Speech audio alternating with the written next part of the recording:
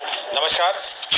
आज मंत्रिपरिषद में 8 विषयों पर विमर्श हुआ और निर्णय लिए गए। सर्वप्रथम सबसे महत्वपूर्ण जो विषय है, जो राज्य सरकार के कर्मियों का प्रमोशन से संबंधित है, उस पर निर्णय हुआ है। आज मैं उसके बारे में सभी को जानकारी देना चाहूँगा। राज्य सरकार अभी तक जो व्यवस्था थी, माननीय सर्वोच्च न्यायालय में जो मुकदमा चल रहा था और स्टे लगा हुआ था, उसके कारण से राज्य सरकार सभी जो कर्मचारी और पदाधिकारियों को कार्यकारी व्यवस्था के रूप में अपने ही वेतनमान में प्रभार देती थी। इसका मतलब ये है कि जो जूनियर इंजीनियर थे वो कार्यपालक अभियंता की चार्ज में थे अपने ही वेतनमान में। कार्यपालक अभियंता कुछ मामलों में अधीक्षण अभियंता के और चीफ इंजीनियर के भी चार्ज में थे अपने वेतनमान में। इसी प्रकार सहायक प्रशाखा पदाधिकारी के चार्ज में थे। तो जो सभी संबंधित हमारे पदाधिकारी और कर्मचारी हैं, जैसे डिप्टी कलेक्टर में देखा जाए तो जिनको जॉइंट सेक्रेटरी में होना था, वो जॉइंट सेक्रेटरी के प्रभार में तो हैं, किंतु डिप्टी सेक्रेटरी का वेतन लेते थे। तो राज्य सरकार ने यह निर्णय लिया है कि एक नियमावली गठन की गई और इस पर मंत्रिपरिषद में स्वीकृति दिया गया। अब ये निर्णय लिया गया कि अब उच्चतर पद धारक लोक सेवक को उच्चतर पद का वेतनमान और सभी सुविधाएं दी जाएंगी। मतलब अगर वो डिप्टी सेक्रेटरी हैं किंतु जॉइंट सेक्रेटरी का कार्य कर रहे हैं तो जॉइंट सेक्रेटरी का उनको वेतनमान भी दिया जाएगा और उनका उनका जो भी सुविधा जॉइंट सेक्रेटरी होगी। अगर जूनियर इंजीनियर है, वो कार्यपालक अभियंता का चार्ज में है, तो कार्यपालक अभियंता का जो प्रमोशन के माध्यम से, अब कार्यपालक अभियंता के माध्यम से अगर कार्यपालक अभियंता का प्रमोशन के पद पर है तो उनको वेतनमान दिया जाएगा। व्यवस्था यह की गई है क्योंकि मामला अभी भी आरक्षण से संबंधित जो प्रोन्नति में आरक्षण का संबंध मामला अभी भी सर्वोच्च न्यायालय में लंबित है। उसके आलोक में उसको ध्यान में रखते हुए राज्य सरकार ने जो सारे पद हैं उसमें से 16 और 1% जो अनुसूचित जाति और जनजाति के जो पद हैं उसको अलग पहले कर लिया जाएगा। इसका मतलब है कि अगर 100 पद हैं, 100 पद किसी वर्ग में है तो 16 पद उसमें से हटा लिए जाएंगे और 1 पद 16% अनुसूचित जाति का और 1% अनुसूचित जनजाति का, जो 17 पद हैं उसको पहले हटा लिए जाएंगे। मतलब कि आपका 83 पद बच जाते हैं। अब इस 83 पद में जो सामान्य रूप से जो प्रमोशन होता है वो कार्य किया जाएगा और उसके पश्चात यह देखा जाएगा कि हर वर्ग में, हर लेवल पे, जेई में, एई में या जॉइंट सेक्रेटरी में, डिप्टी सेक्रेटरी में या सहायक में, प्रशाखा पदाधिकारी और अन्य सभी वर्गों में यह देखा जाएगा कि जो अनुसूचित जाति और जनजातियों का जो रिप्रेजेंटेशन है वो उचित है या नहीं, उपयुक्त है या नहीं है। मतलब कि जब आप जनरली उसको आप प्रमोट करेंगे तो यह संभावना बन सकती है कि कुछ अनुसूचित जाति और जनजाति का रिप्रेजेंटेशन उच्चतर पद में कम हो जाए, तो उतना वेकेंट रखा जाएगा। मतलब कि 83 जो पद हैं, 83 पद में से जब आप प्रमोट करेंगे तो उसका 16% आपका अनुसूचित जाति का रिप्रेजेंटेशन होना चाहिए और 1% अनुसूचित जाति का होना चाहिए। मैंने 100 में से पहले आपने 16 हटा दिया अनुसूचित जाति जनजाति का, रिजर्व अनुसूचित जाति का, और 1 आपने हटा दिया अनुसूचित जनजाति का, तो 17 तो पहले आपने हटा दिए। अब उसको फ्रीज कर दिया कि उस पर कोई प्रमोशन नहीं होगा क्योंकि माननीय सर्वोच्च न्यायालय में ये विवाद, ये मामला अभी भी लंबित है। तो बच के आपके 83 पद। नहीं, आप पहले 100 पद, जैसे किसी में, जैसे जब आपका एग्जीक्यूटिव इंजीनियर का ले लीजिए या तो 100 पद हैं, 100 पद में पहले आप 16 और 1 आप पहले हटा लेंगे, 17 हट गए तो बच गए आपके 83 पद में। अब आप सामान्य रूप से इसको प्रमोट करेंगे, पूरी एक सीनियरिटी लिस्ट बनाएंगे सभी का। अगर आपको एग्जीक्यूटिव इंजीनियर में करना होगा तो असिस्टेंट इंजीनियर की एक लिस्ट बनेगी, तो असिस्टेंट इंजीनियर की लिस्ट में सीधा एक बार प्रमोट करेंगे आप सभी को, मतलब सामान्य रूप से सीनियरिटी इसके हिसाब से। लेकिन यह संभावना है कि क्योंकि अनुसूचित जाति जनजाति अपने अलग अलग जगह पे है सीनियरिटी की लिस्ट में, वो कहीं हो सकता है कि वो जब फाइनली 83 में जब प्रमोशन होगा तो हो सकता है वो 16 और 1 में, और मतलब 16% इस 83 का 16% और 83 का 1% भरे नहीं होंगे। तो यदि नहीं भरते हैं तो उसको खाली रखा जाएगा और उसके बारे में बाद में निर्णय लिया जाएगा। अब बिल्कुल क्लियर हो गया हमें, इसमें कोई डाउट नहीं है। पहले फॉर्मूला देखिए, पहले आप कार्यपालक अभियंता का ले लीजिएगा, 100 पद हैं आपके। 100 पद में पहले आपने 16 पद आपने हटाए अनुसूचित जाति का, और 1 पद आपने हटाया अनुसूचित जनजाति। 17 पद आपने फ्रीज कर दिए, उस पर कोई प्रमोशन नहीं होगा और कोई पदस्थापन नहीं होगा। तो केवल अब पदस्थापन होगा 83 में।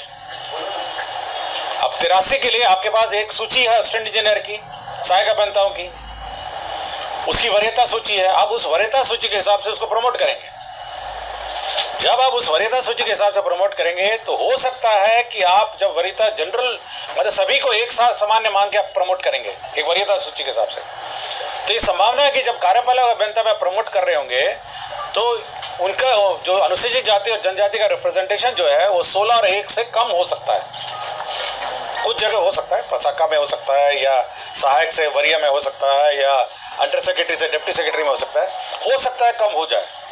तो आप उतना पद खाली रखेंगे जितना भरा नहीं जाता है। मतलब ये बिल्कुल स्पष्ट है। 16 और 1 का आप हिसाब से आप उसको चेक करेंगे कि वास्तव में 16 और 1% प्रमोट हुए या नहीं हुए। यदि उतने प्रमोट नहीं होते हैं तो उतने पद खाली रखे जाएंगे और उस पर बाद में निर्णय लिया जाएगा कि उन पदों को कैसे भरा जाए। नहीं, इसमें भी हो गया 83, टोटल 83 में हुआ। आप 83 मानकर आप प्रमोट करेंगे पूरी वरीयता सूची को 1 मानते हुए, और ये चेक करेंगे प्रमोशन के बाद कि वास्तव में वो अनुसूचित जाति और जनजाति का रिप्रेजेंटेशन का जो फॉर्मूला है 16 और 1 वो वास्तव में मेंटेन इस 83 पदों में हो रहा है नहीं हो रहा है। अगर नहीं हो रहा है तो उतने पद खाली रखे जाएंगे और उस पर सरकार बाद में निर्णय लेगी। हाँ, मतलब 83 में कोटा, मतलब कोटा वाला पहले फ्रीज किए और उसके बाद इस 83 में भी आप ये सुनिश्चित करेंगे कि अनुसूचित जाति और जनजाति का रिप्रेजेंटेशन सही रूप में है या नहीं है। अगर नहीं होता है तो उतने पद खाली रखे जाएंगे और सरकार उसके बाद में निर्णय लेगी।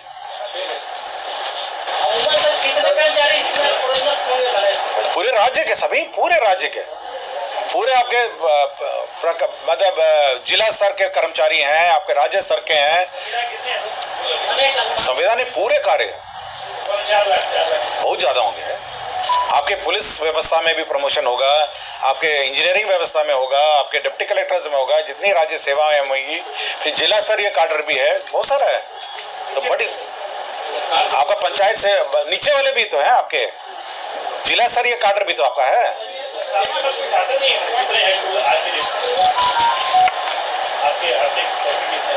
टोटल कर्मी आपको बता देंगे, हम आपको अलग से बता देंगे। हाँ, राज्य सेवा वाले होंगे करीब, मेरे ख्याल से हमको 4 लाख से ऊपर ही होंगे। अभी बहाली जोड़ जाड़ के आपका 4-5 लाख के आसपास होंगे।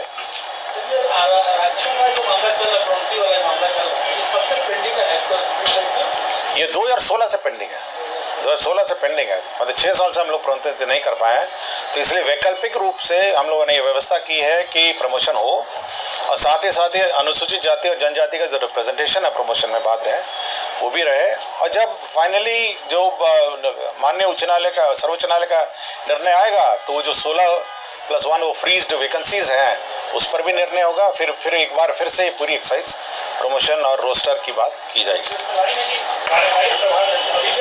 कार्यकारी प्रभार लेकिन रेगुलर है, मतलब आप रेगुलर वेतन है। मतलब अगर उसको प्रभार आप देते हैं सहायक अभियंता से असिस्टेंट इंजीनियर का, तो असिस्टेंट इंजीनियर का उसको वेतन देना पड़ेगा। असिस्टेंट इंजीनियर साहब एग्जीक्यूटिव इंजीनियर का जो प्रभार देते थे पहले, आप अपने वेतनमान में देते थे, आप उच्चतम वेतनमान में आप देंगे। मतलब वो क्योंकि मान्य अभी मामला अभी भी मतलब न्यायालय में विचाराधीन है ना, इसलिए कार्यकारी है।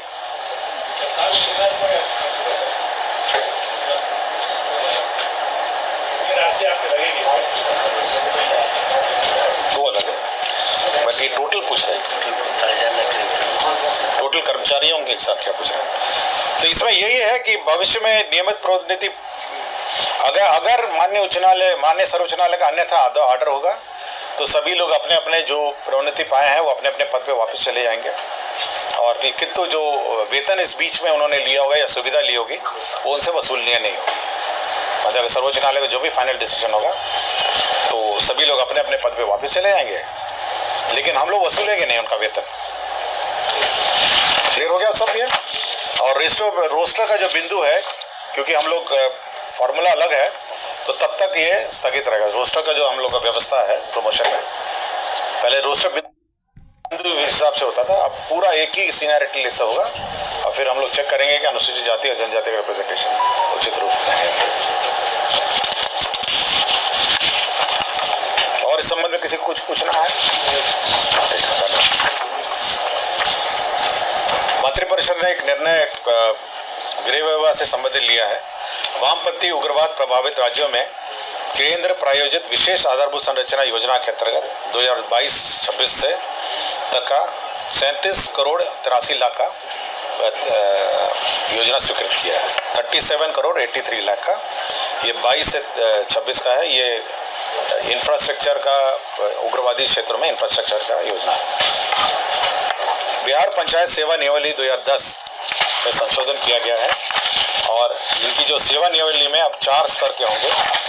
मूल कोटि होगा प्रखंड पंचायती राज पदाधिकारी का, प्रथम प्रोन्नति स्तर होगा व्याख्याता, मुखिया, सरपंच प्रशिक्षण संस्था और जिला पंचायती राज प्रशिक्षण संस्था। तो प्रशिक्षण संस्था के जो व्याख्याता और जो प्रशिक्षण संस्था के होंगे इंचार्ज होंगे वो प्रथम प्रोन्नति का होगा। द्वितीय प्रोन्नति स्तर होगा अपर जिला पंचायती राज पदाधिकारी और अपर मुख्य कार्यपालक पदाधिकारी जिला परिषद। और तृतीय प्रोन्नति स्तर होगा जिला पंचायती राज पदाधिकारी से प्राचार्य, सहायक निदेशक, मुखिया सरपंच प्रशिक्षण संस्था, जिला पंचायती राज प्रशिक्षण संस्था, राज्य स्तरीय प्रशिक्षण एवं शोध संस्था। तो 4 स्तर का है। 4 स्तर का पुनर्गठन किया गया है। हम आपको दे देंगे 4 स्तर का। मैडम 4 स्तर का आपको दे देंगे, आप बांट दीजिएगा। तीसरा है जो राष्ट्रीय सुरक्षा के दृष्टिकोण से जो प्रोक्योरमेंट की व्यवस्था है, GFR 2017 के नियम 144(11) के में संशोधन किया है। प्रोक्योरमेंट मतलब जो टेंडर वेंडर में कौन भाग लेंगे और कौन नहीं भाग लेंगे, इसमें केवल राष्ट्रीय सुरक्षा के दृष्टिकोण से ऐसी संस्था डिपार्ट रहेंगी जो मतलब देश के राष्ट्रीय सुरक्षा से संवेदनशील जो देश हैं उनसे तालमेल रखती हो, उनके साथ साठगांठ करती हो, वैसे कंपनियों का टेंडर में भाग लेना वर्जित रहेगा। मतलब जैसे मैं कोई कंपनी भाग लेती है, अगर उस कंपनी का कोई अग्रीमेंट या डीलिंग या कुछ अरेंजमेंट किसी अन्य ऐसा देश से हो जो राष्ट्रीय सुरक्षा के दृष्टिकोण से उचित ना हो, तो वैसे कंपनियां भाग नहीं ले सकती। अभी कौन सा कंट्री नहीं है मुझे नहीं पता, लेकिन राष्ट्रीय सुरक्षा से के दृष्टिकोण से ऐसे कंपनियां ऐसे देश से जो तालमेल रखते हो रूल चेंज है, कंट्री का नाम उसमें उल्लेखित है। राज्य के सभी राजकीय दंत महाविद्यालय या राजकीय दंत महाविद्यालय अस्पताल में नामांकन एवं अन्य शुल्क का निर्धारित किया गया है। एडमिशन फीस क्या होगा, ट्यूशन फीस क्या होगा, हॉस्टल फीस क्या होगा, कॉस्टल फीस क्या होगा, तो सारे फीस का निर्धारित किया गया है। जैसे मेडिकल कॉलेजेस में हुआ है उसी प्रकार डेंटल कॉलेज में भी फीस समान अनुपात में निर्धारित किया गया। तो चाहिए होगा फीस मैडम आपको दे देते हैं। इंदिरा गांधी आयुर्विज्ञान संस्था पटना में 149 पदों का सृजन किया गया IGIMS। खरीफ विपणन मौसम में हर साल बैंक गारंटी ली जाती है और जो कोऑपरेटिव बैंक और अन्य सहकारी संस्थाओं को लोन दिया जाता है प्रोक्योरमेंट के लिए। तो 8000 करोड़ का लोन दिया जा रहा है जिसमें सरकार गारंटी दे रही है। अंबिका प्रसाद गुप्ता है अपर जिला सत्र न्यायाधीश दरभंगा, तो बर्खास्त हैं। बर्खास्ती आदेश को रद्द करते हुए वापस लिया गया है। ये बर्खास्त हुए थे 3/9/2015 को, उनका बर्खास्त किया था। तो यही 8 एजेंडा है जिस पर आज निर्णय लिया गया।